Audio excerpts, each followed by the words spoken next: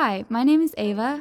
I'm a sophomore from Auburn University, and I'm a health and wellness intern at Camp Ozark. This internship has been life-changing for me.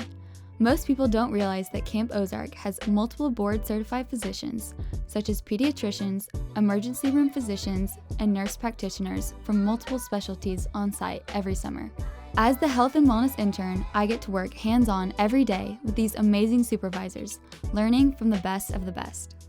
This experience has been awesome for me as I'm studying biomedical sciences back home. I get to put my studies to practice, seeing kids and staff and responding to urgent medical needs as they arise at camp. I get to help coordinate with x-ray appointments and other off-camp medical needs, gaining experience in every step of the process. Above all, I love working in close proximity with really talented medical professionals. I feel like I'm learning so much more hands-on here with them than I would be shadowing somewhere else and filing paperwork all day. This has helped me grow in critical thinking skills, organization, and learning to communicate with healthcare professionals. One of the other internships offered in the health center is the allergy intern.